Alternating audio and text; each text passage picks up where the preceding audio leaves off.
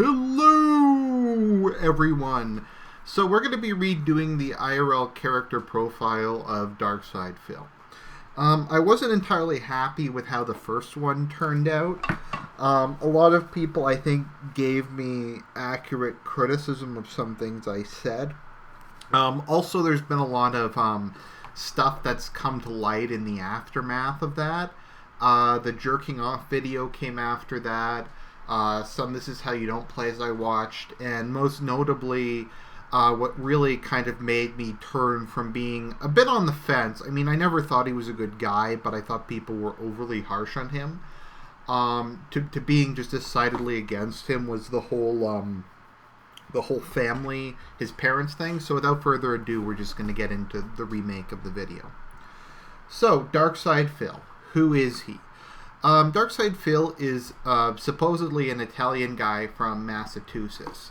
So he apparently his parents were fairly conservative Catholics, so he grew up going to Catholic school.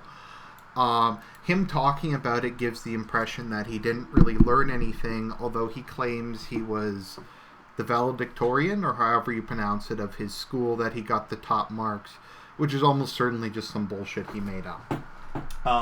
I remember when he was talking about it once, he's like, the sacraments, oh my god, the sacraments, and he really didn't seem to understand any of it. So apparently, according to him, one day he was in church and he said, why are we all sitting here? We should be out helping people. This is hypocritical. And he decided then to devote his life to playing video games and begging for money online. That was his way of helping the world. Now, I should note there's nothing wrong with viewing entertaining as a kind of a divine mission. Life is very difficult. The ability to make laughter is, in my view at least, a gift from God. And if you can make people laugh, that is, I think, a decent calling, or to entertain people, or to kind of teach people through entertainment. DarksydePhil does not do this in any way, shape, or form. He's an exceedingly toxic person. So he apparently worked as a loan shark for a while at some collection agency, and he worked in some helicopter office. And he was one of the first Let's Players on YouTube. He did it back in the day before YouTube let you monetize videos. Of course, there was a couple people who did that sort of thing back in the day, but the only one that really kind of comes to mind who did it full time was the Angry Video Game Nerd. I remember I first watched the AVGN, I think it was like back in 2004 or something. I was in high school, and I saw the Power Glove review. And that was kind of a new thing, to have this kind of internet content. Especially to have this kind of internet content that was kind of well produced, etc. So Phil was kind of one of as far as he says, which I don't know if it's true or not, the first person to start doing full gameplay videos. I remember I didn't actually discover them until, I think, after university was when they kind of finally cut off. I guess that was back in like 2010 or something like that. So what he would do is, he had a camera. He would film himself playing the entire video game. He'd do commentary over it, and he'd upload it to the internet. Now, kind of one of the things I really like about Let's Plays, and a lot of people deride them, but especially back in the day before just about everything was multi-console or ported to PC, I've always had Nintendo consoles, although I have a 360, and I normally just play video games on my PC. So there's all these like PlayStation games. They're like, I like the Tales, and so the next best thing to like going out and buying a PlayStation and learning how to use a completely new controller is to watch these. And if you kind of like the personality of the commentator, I like NG Paradox. I like who's that other guy? Epic Name Bro. Some of those guys. If you like the personality, it can really add a lot, because oftentimes the person who does the Let's Play is really kind of interested in the game. They know all this lore. They can kind of provide real-time analysis They can also kind of do it as a walkthrough, so if you're playing the game, you can watch it. So there's kind of a lot of good stuff for it, and he was the first one who did full ones. And kind of what that was useful to a lot of people is it let them decide whether they wanted to buy the game or not. Because it's something that always frustrates me during gameplay trailers, is they never show footage from the game. It's always just like some pre-rendered cinematic that shows shit you can't actually do in the game. Particularly when it's like a trailer for an RTS, I want to see what the interface looks like. Because an RTS with a bad interface is just complete shit. So by kind of doing that, it let a lot of people know whether or not they should buy the game. And initially, at least, I haven't seen his really old stuff. He was kind of funny. And I mean, the man is not uncharismatic. He is a decent public speaker. Granted, he rambles a lot, but considering how much he talks, I think he's actually fairly good at speaking. What happened was he got laid off from his job, and he decided to make YouTube his full-time job. And this, I remember, was kind of a really new concept. I forget who the first guy was. I don't remember what his name was, but initially the first people to try to make the internet their job barely made enough money to eat. But once kind of YouTube became profitable, people like the AVGN and these guys who had this big following suddenly found themselves awash in cash. And some people like Angry Joe can make not only enough to live on, but can make a really good living. So he had a really big following back in the day. He had a following before it kind of took off, and when it did take off, he kind of had a leg up, so to speak. So he started to do it full time. And he made money off of revenue plus donations. And apparently he was making a lot of money back in the day. I mean, the guy does have 200,000 subscribers. It's quite big, the amount of stuff that he has. So, I mean, that's all pretty interesting. What kind of happened over time, though, was as it became his job, and Phil was finally starting to kind of make money for the first time in his life, he became increasingly obsessed with money, increasingly greedy. And this kind of all accumulated in the process of Project 7. Project 7 was a product he did with his two best friends, John Rambo and Howard. I forget what Howard's last name is. I don't know if anyone's ever said what his last name is. But they were two Italian guys that he grew up with back in Connecticut. And they were friends. John Rambo has his own YouTube channel, which I've never watched. John Rambo's a really stand-up guy. I really like him a lot more than I like Phil. He strikes me as a genuinely good person, as does Howard. So they would do videos together, they would hang out together, etc. And what happened was Project 7 came up, and Project 7 was their attempt to kind of go beyond just making Let's Plays and to do it was kind of an internet skit show. They had some video editing, they had an actual script, there was acting, there was kind of a plot line. It has kind of a variety of different perspectives to it. Some people think it's the worst shit ever made. Some people think it's actually not bad. I've seen Sons of Kojima's Let's Endure Project 7. I actually don't think Project 7's that bad, at least considering some of the cancer on YouTube. I thought a lot of it was pretty funny, especially like John Rambo's acting, because he just deadpans everything. It was kind of funny as a satire. Also, it was kind of something that was so bad it's good.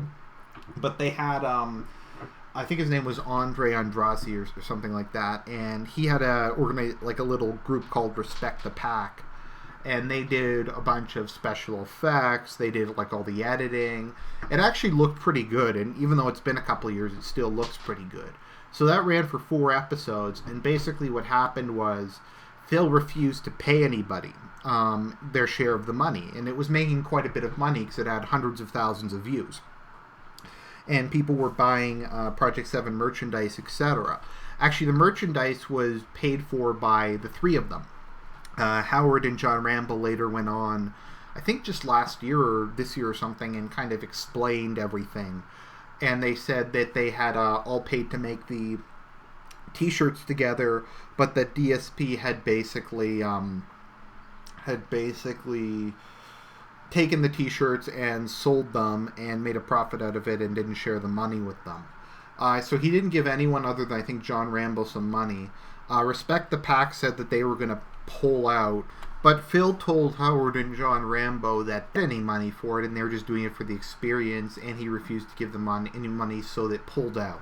And it kind of began the downward spiral of DarksydePhil. I also should mention, so there was also kind of before he really became big on YouTube, he refers to himself as being a professional Street Fighter II player. Now, as people said in the previous video, Street Fighter II was kind of in decline. People by this point were starting to wait for Street Fighter III. There was Marvel vs. Capcom 2. I guess there's Soul Calibur. There was a bunch of other fighting games. And Street Fighter 2, there's only so many revisions they could do. And he went across the country participating in Street Fighter tournaments. My understanding is back in the day he was actually not bad at it. I think he won a couple Northeastern regional tournaments. So he went to a lot of those with John Rambo. So kind of the big highlight of his life was they had switched from the arcade over to a whole home console port. And the home console port was on the PlayStation 1, I believe. And it was extremely buggy. It had a ton of just really different stuff about it. A lot of the moves worked very differently. A lot of the timing was completely different. A lot of the characters had different moves, just stuff like that.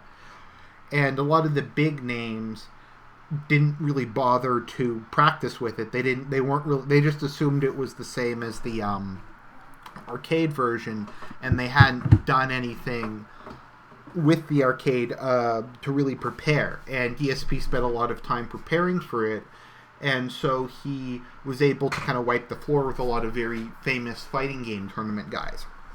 He ultimately came fourth in the tournament, but because the three people above him were Japanese, he referred to himself as the #1 ranked North American Street Fighter player, which I actually think is not inaccurate.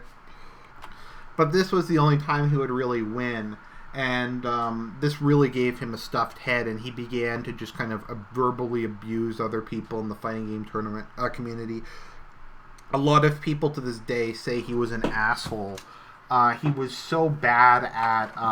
he was just such a bad sport that people gave him the name the King of Hate, which he's stuck with to this day.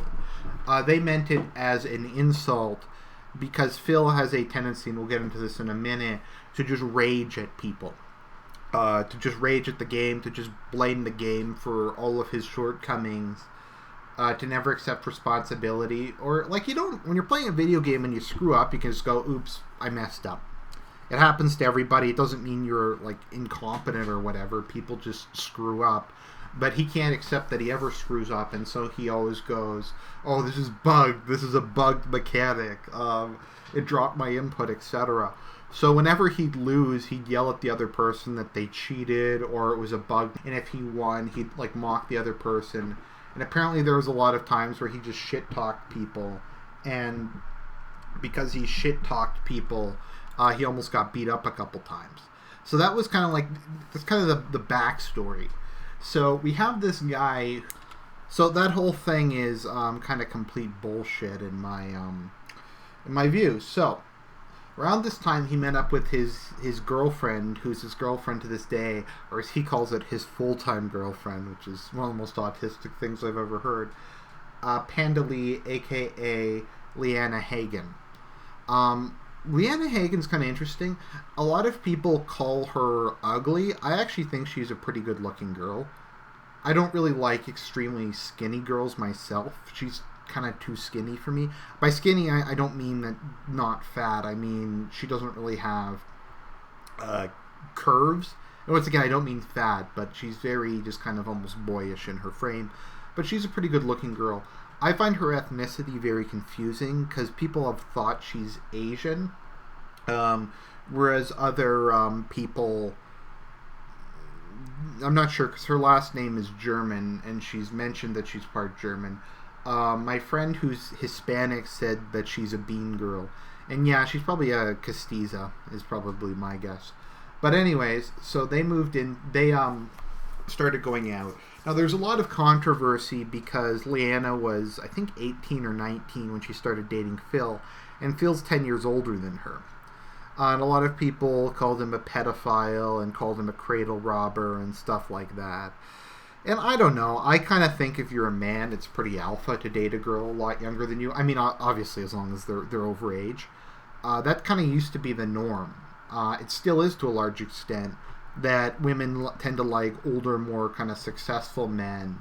And men obviously like younger women because they're more fertile. So I don't really blame him for that. Pandalee's kind of a complete psycho bitch. She has just really violent, naggy fights with the viewers. She has very violent, naggy fights with Phil. She kind of constantly belittles him. Phil is really beta, and their relationship is kind of loveless and unhappy. So after she kind of came on, Phil just increasingly got more and more just kind of disgusting in his playthroughs. Like, I didn't think he was that bad, but then I watched the by the way, around this time, as his playthroughs continued to go downhill and he got worse and worse at the video games, it wasn't even that he was necessarily bad at the video games. It's just he's very abrasive and very offensive. And, like, I don't care if he makes racial jokes or whatever. Although his racial jokes are just shit tier. Like, I make kind of jokes like that all the time, but I like to think they at least have some context, or they're at least kind of ironic or insightful. Like, China Economy Strong is, I think, an accurate kind of parody of the way that the Chinese government runs the country, and an accurate kind of parody of the kind of the way Chinese people view themselves. So, I mean, there's that, but he doesn't really make those jokes. Like, I remember when I was watching his Metal Gear Solid 1 playthrough, whenever Mei Ling would come on, he'd just go, Ching Chang Chong Charlie Chan. And it's not funny. It's not a joke. It's really just kind of like the most crude pleb tier. It kind of is racism, I guess, because it's not really based on anything. It's not like insightful. It's not that you dislike people for a certain reason. It's just him just kind of being a tool. So he does that. Also in his videos, he just insults the game constantly. The Metal Gear Solid games are kind of the ultimate example of that, because regardless of what you think of Kojima, and I'll do some reaction reviews of some of the Metal Gear Solid games, he does know how to write characters well, and he does know how to write cutscenes very well. Particularly in Metal Gear Solid 1, you had all these this amazing dialogue.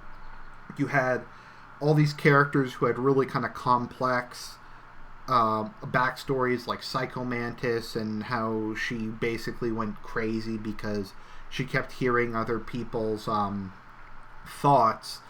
You had Sniper Wolf and kind of her being torn between her sense of duty. You had Meryl, who was a complex character, and they kind of spill your heart to you, and it's a very kind of interesting character study.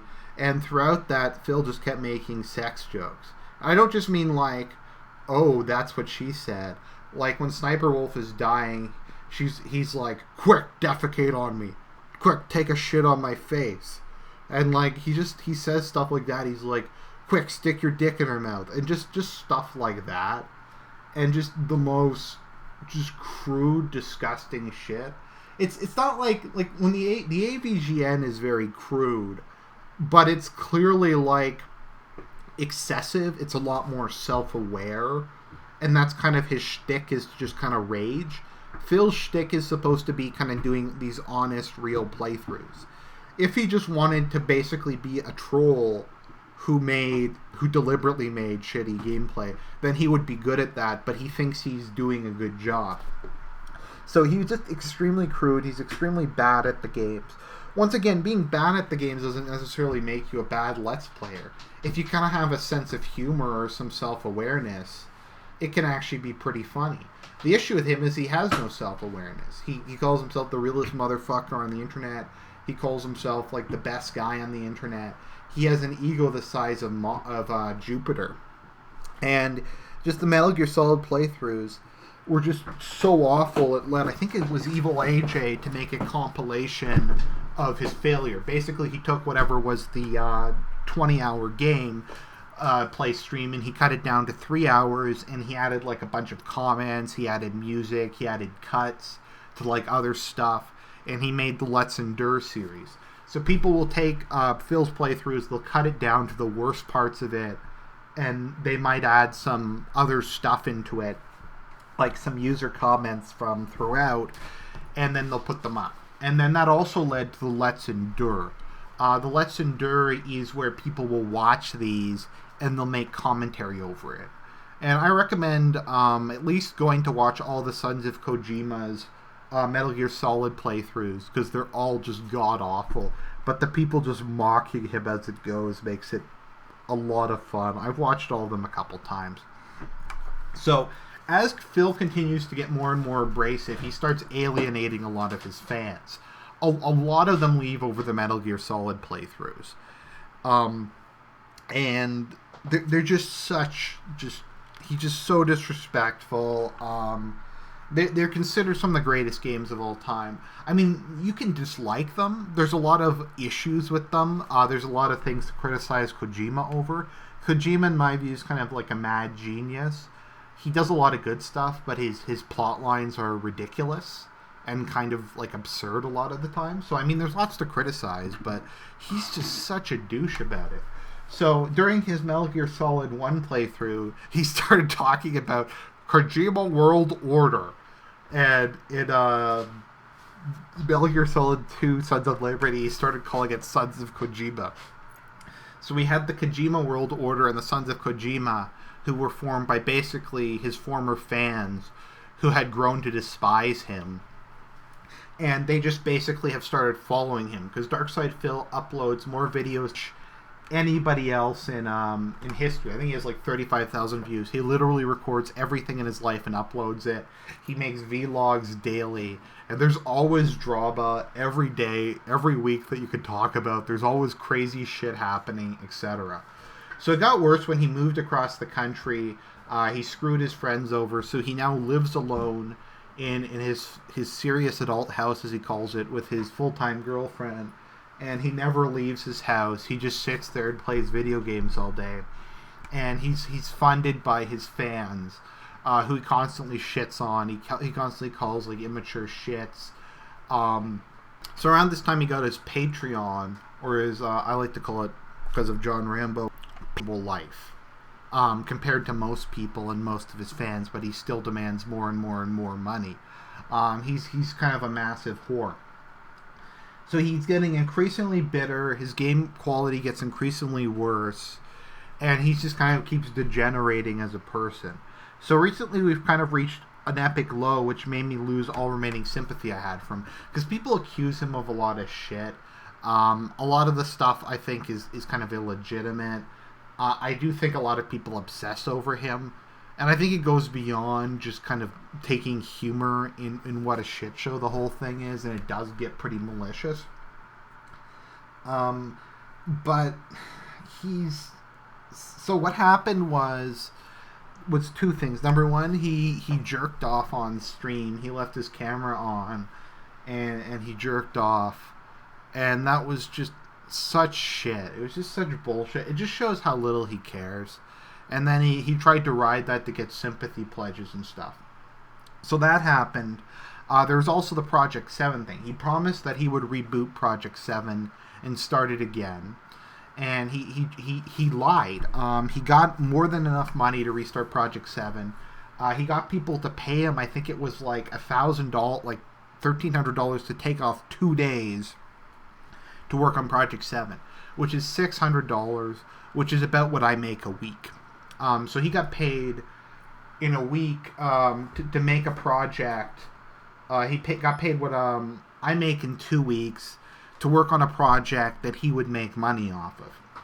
Because the trailer would get tens of thousands of views, and he'd probably make another couple $100 off of that. So instead, he took the time off and then said, look, guys, I can't make a Project 7 project. The planets have aligned, and they're telling me not to do Project 7. He didn't refund any of the money. he apparently had left some Weasley legal loophole in his thing that said Project 7 or another similar project. So they said, you can be part of my Christmas special, because like there is a pledge that if you pledge $75, you could be in Project 7. So he lied about that, and that was kind of the beginning of the end, so to speak. We're still in the kind of end game, but he lost a lot of his long-term supporters. A lot of people stopped giving him money. A lot of people just felt that this was kind of the moral event horizon, that he had lied to, that he had betrayed everybody, that he had kind of taken money from his fans and basically stolen from them, which I agree with. He did steal from them. He didn't produce what he said he was going to produce. He didn't give the money back. He just took it and he said basically, thanks for the money, fuckers. And so this comes to, I think, which is the kind of the final death of DSP and what killed all remaining sympathy for him. So he lives in his serious adult house, and he made his parents come from Massachusetts. They're both old because he's 33, so they're like in their 50s or 60s. So he made his parents come. They had to buy their own tickets, which I guess is fair enough. He made them stay in a hotel. They couldn't stay in his house. I mean, if I was that age and my fucking parents were coming, I would sleep on the couch and I'd let them sleep in my bed.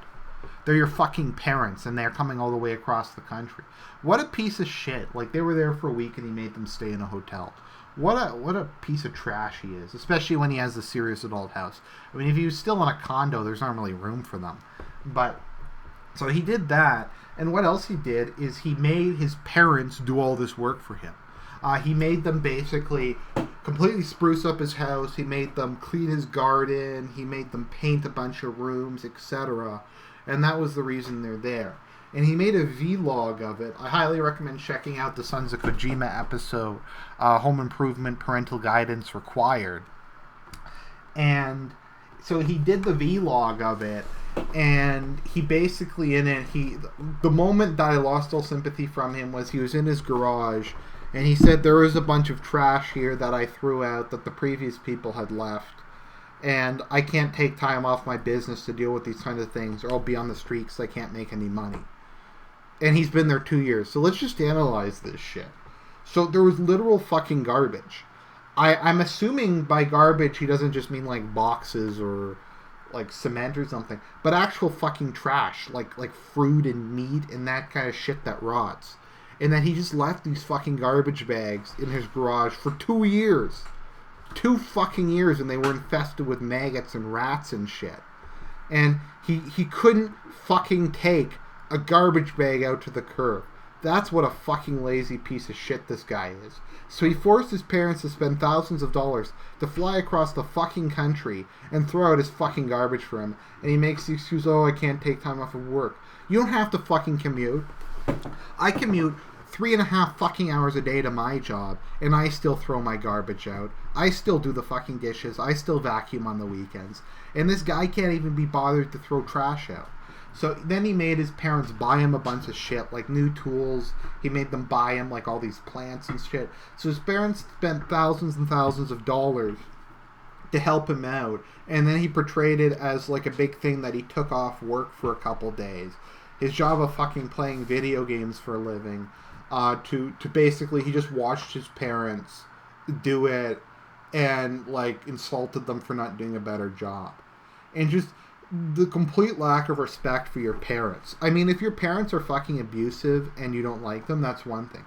But I've never heard anything other than the fact that his parents were supportive of him. His parents seem like fucking saints that to put up with his bullshit.